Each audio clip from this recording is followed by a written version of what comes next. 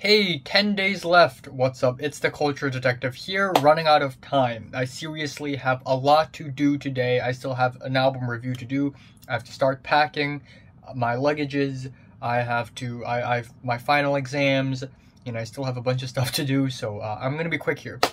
But today I'm going to do a TV review on Succession Season 3.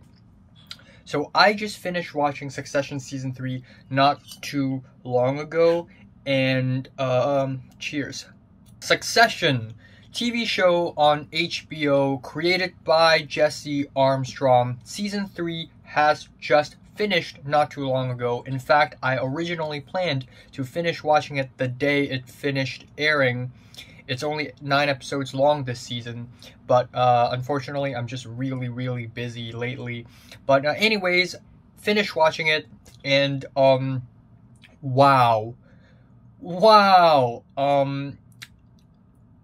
I didn't really expect myself to love this show this much, but I really do love this show this much. When I first started watching Succession a couple years ago, I only watched the first half of the pilot episode, and I just dropped it because it was boring as hell. I didn't like the cinematography. It's really annoying. It's like The Office. I didn't like the very awkward dialogue and acting, and there's just a lot of talking, and it's boring the hell out of me. But after watching it and revisiting it, I actually really friggin' love it now. My attitude towards Succession has turned 180 degrees. Now it's becoming one of my favorite shows of all times. It is riveting. It is very compelling, and I actually genuinely like the characters. And that's saying a lot, because when the show started, I hate all of the characters. They all suck. They're all terrible, slimy, douchey scumbags in their very own ways. They're egocentric, they're rich, and they're ignorant, and they're all selfish. But after watching 3 seasons of Succession, the characters have developed to a point where every single character has these nuances and subtleties, and I just really love that kind of shit. So after the shocking twist and turn at the end of Season 2, of course, there is a lot of hype going into Season 3, and Episode 1 does not disappoint. Episode 1 of Season 3 is a very strong opener where Kendall has gone off his own path again and is doing great things, bold things, and it's amazing because for the first 2 seasons we have seen Kendall losing again and again and again, and even though he kind of deserved it, he's egotistic, he's a narcissist, he doesn't really know how the real world works, but at the end of the day, I just feel bad for Ken. I just wanted to see him win for once. So episode 1 is amazing. It's very exciting, and it's a whole new chapter for the story. Episode 2 is a little slow pace, and this season actually works kind of like that. Episodes 1, 3, 5, 7, and 9 are fast-paced, intense, and then all the even number episodes, 2, 4, 6, 8, are a little more slow and takes a little more time. Doesn't mean they're bad, it's just that they take a little bit more time. Episode 3 is quite crazy because we have the battle between Logan Roy and Ken Roy set in motion officially. Of course, Logan Roy being Ken's father, and the fact that, you know, there's this father-son relationship, it makes this battle so much more engaging. But on top of that, we also need to know the history between Ken Roy and Logan Roy. Again, Logan and Ken were not really in good terms in Season 1, but then after the ending of Season 1, Ken basically became Logan's little dog. So seeing them battle against each other again, and this time in an even bigger scale, just carries a lot of weight. And again, the FBI raid, that's crazy. The open letter, that's brutal. And then there's episode 4, and then there's episode 5, the shareholder meeting, which is equal parts comedic, equal parts intense, because in this shareholder meeting, the company of Waystar Royco, Logan's company, had to consider a deal with Sandy and Stewie, and Sandy and Stewie wanted to make a deal with them, and it is also during, like, in the middle of this meeting when Logan didn't take his pills and became crazy and became super confused, like he had dementia or something, when in fact it was UTI, urinary tract infection. And yeah, again, sloppy comedy. There are actually a lot of funny moments in this season that made me laugh out loud, but then at the same time that is juxtaposed by, like, misery, because the situation that the company is in is freaking miserable and everybody's basically dying. Also, I forgot to mention that on episode 4, we have a cameo from Adrian Brody, and he's pretty freaking good in the episode. The whole episode basically centers on Logan and Ken hating each other, but also trying to help out on each other and persuade Adrian Brody's character to be on Waystar Royco's side, so that Waystar will not lose everything in the shareholder meeting, which kind of happened. Anyways, episode 7 is where things take for a very depressing turn, because it is Kendall's birthday, and Kendall has reached a point where he is this egotistical narcissist once again. And we've seen him like this in season 1, and now he's like this in season 3 again. And I don't like it when TV shows develop characters and then regress them again and then change them again back and forth. The Handmaid's Tale kind of did it in season 3, and I didn't really like it. It was kind of a distracting and kind of an annoying thing for me.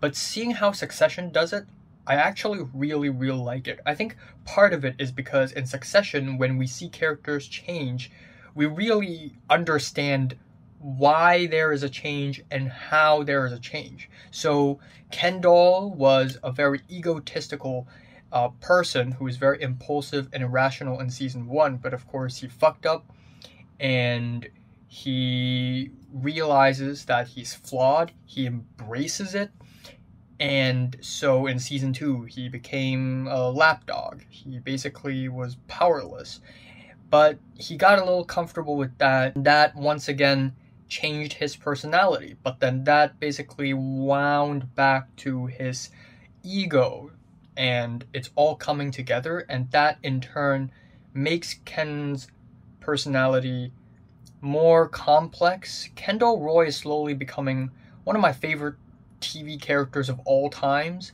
up there with Walter White and Don Draper. I mean, he's just so complex, but the writing of the show doesn't make Ken Roy this super complicated, this friggin' deep layered character with a lot of tragic backstories and childhood trauma or whatever. We see these current events happening to Kendall Roy, and through these events and through his decisions, we understand him more and more and more, and it just makes him more human. We see every single side of Ken possible. I mean, we see Ken fucking things up, beating himself up, crying. We see Ken being high, literally, taking drugs, drinking. We see Ken actually being honest. We see Ken lying. We see Ken being all cringy, singing and rapping on the stage. We see all sides of him, and we understand him so much more because of that. And that is just amazing writing, in my opinion. Anyways, wow, Ken's birthday on episode 7. Very depressing ending, the way it ended. And I think what happened at the end of the birthday just sort of pushed Ken back to his very depressed, flawed, broken state. Thus the haircut, because of course it's a TV trope. Whenever a character has a haircut, it means that he or she has changed. But I don't mind it. It's a trope. It's a trope. I feel like after watching Succession, I'm beginning to speak like Succession characters too, where the dialogues are just so loose. Like, people say things and they don't really mean anything. They sound so random, and it's like, who fucking cares? Episode 8 is a rather slow-paced episode, but the dick pic scene at the end, if you know what I'm talking about, holy shit, I was actually like... And that's saying a lot, because at the end of episode 7, Roman Roy, played by Kieran Culkin, he He was a total asshole. What he did was crossing the line. I actually hated him for a while, but then episode 8 happened, and I don't feel... And I actually felt bad for Roman, so I kind of root for him now, even though at the end of episode 7 I hated him. And the show does that all the time. It makes us hate a character, and like the character again, and hate the character again, and like the character again. And again, it just builds up the character so well without making the character seem inconsistent. And then there's episode 9, the final episode, All the Bells Say. And holy shit, this is the epitome of drama. This is so freaking disastrous. Wow. I didn't expect the finale to be like this, honestly. That is like the last thing I'd expected. And it just played out so disastrously. It's like the end of the world. It's terrible. It's terrible. And yeah, I'm just not gonna talk too much about it because I don't want to spoil the story, but it's so disastrous. But there's a level of poetry for it. Like, this episode feels like a finale because you know that a new chapter will begin very soon, and there are changes. There are major changes to these characters and the decisions they make. Like, again, Roman Roy in this season is basically a dog. Again, you know, last season, season 2, it was Kent, and this season it was Rome. And Rome was like doing all the things for his dad, you know, representing his dad. He knows all the things and he pleases his dad all the time. But in fact, he doesn't even really love his dad. He's afraid of him. And even though we can't really tell that, at the end it all comes clear. And that was a very powerful moment. That was a very powerful moment in the last scene. And Shiv Roy, I mean, I hate her. She's a bitch. She's calculated. She shows no love. And she's sneaky and slimy. And I hate her. But then at the same time, I'm kind of root for her. Because she also deserves to win a bit. She's treated like trash throughout this whole season. And there are even side characters who I root for, like Connor Roy. You know, even though we don't see him all the time, but seeing him being neglected, seeing him being ignored, the fact that we don't see him all the time makes me feel bad for him. Like, he's the eldest son in the Roy family. He deserves some respect on his name. And then we have Greg, who is going on an upwards trajectory from being this awkward, random, broke nobody to being someone who's juggling 2 dates at once, Machiavellian, sneaky. Like, he's come a long way too, and I feel happy for him, but I'm also scared. Like, maybe he's gonna fuck up in the next season. Maybe he's gonna do something wrong, and it's just gonna ruin his entire career and his reputation. I don't know. But, wow. Amazing character dynamics. Great writing. It's very Shakespearean, it's very dynastic, and the score, the film score, is amazing. This might be my favorite TV score of all times.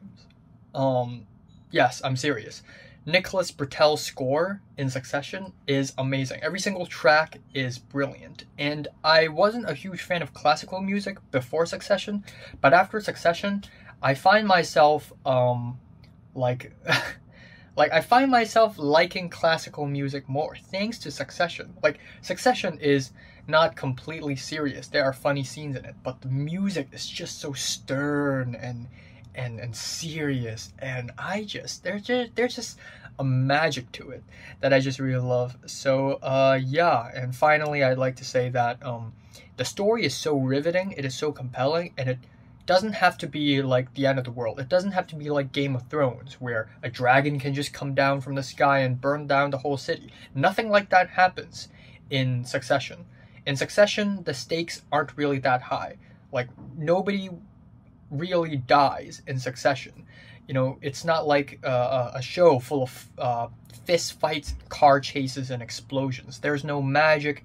There's no supernatural element going on in Succession. It is a very real and grounded show.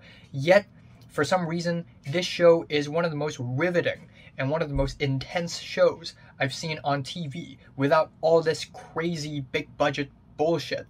And that just goes to show that the quality of writing matters so much more than how much production there is. Even though I'm sure the production for Succession is probably pretty expensive. I mean look at the sets. But you get my point. So yeah. Damn. Succession season 3, it's 9 out of 10 for me. Wow, I could see myself even giving a 10 in future seasons. I don't know. So, have you watched Succession season 3? From 1 to 10, how much did you rate it? Like, if you like it, and subscribe if you want more. And thanks for watching.